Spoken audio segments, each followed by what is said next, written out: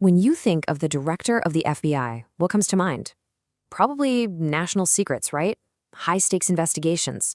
A life that's locked down tighter than Fort Knox. But what if the key to unlocking their entire life wasn't some state secret, but just their personal Gmail password? Well, that is exactly what we're talking about today. No, really, just think about it for a second.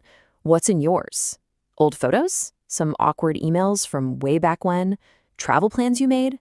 It's probably a mix of random personal stuff and, yeah, maybe a few work things you forwarded to yourself. It's kind of like your private digital junk drawer. Now, just imagine all of that suddenly becoming very, very public. Because that's what happened here. The big leak, it wasn't about missile codes or anything like that. It was about, well, life. We're talking over 300 emails, stretching back almost a decade. And the photos? Oh, they were exactly the kind of stuff you'd expect to find on a personal account. The director sniffing and smoking cigars, taking a ride in a classic convertible, and even snapping a selfie with a huge bottle of rum. The key thing to get here is that this was personal. Okay, let's get into the hard facts of this breach. Because this wasn't some rumor or a wild conspiracy theory, this was a confirmed hit on one of the most senior law enforcement officials in the country. Yep, the Bureau itself had to come out and admit it. The personal Gmail account of FBI Director Kash Patel had been totally compromised. We're not talking about a government server or some classified network.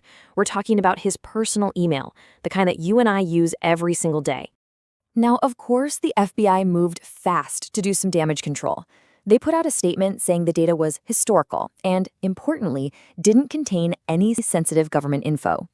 And look, that might calm some fears about national security, but it doesn't change the basic fact. A foreign group successfully targeted and exposed the private life of the head of the FBI. So the million-dollar question is, who was behind this? I mean, who goes after the FBI director's old photos and emails?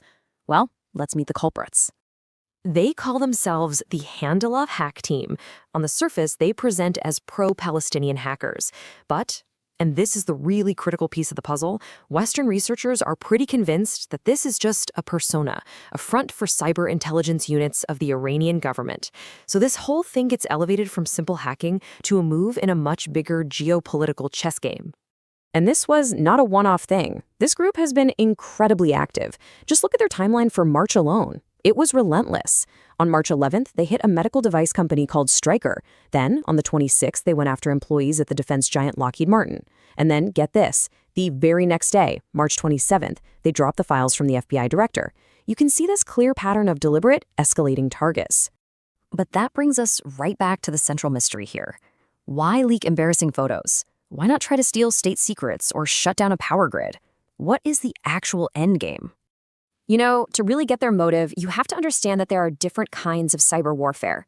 You've got your big blockbuster movie attacks that target infrastructure, you know, power grids, banks, stuff that causes widespread chaos. And then you have this kind of thing, psychological attacks. These are like surgical strikes.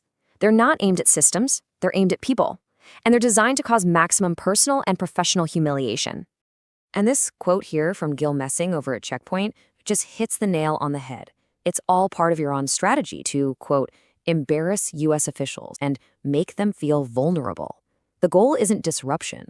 The goal is to make powerful people feel completely exposed, even in their own private lives.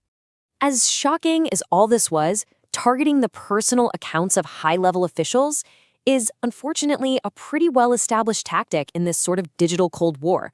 In fact, there's a very clear history of these exact kinds of attacks. This timeline really puts it all into perspective. You can just see the pattern emerging over the years. Way back in 2015, it was the personal AOL account of CIA Director John Brennan.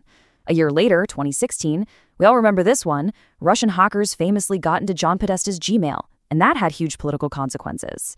And now, here we are, seeing the exact same playbook used on the director of the FBI.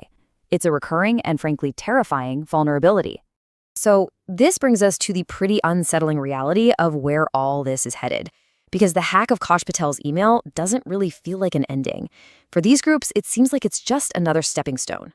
Just think about this number for a second. 100 gigabytes. That is the amount of data that another Iran-linked group is claiming to have stolen.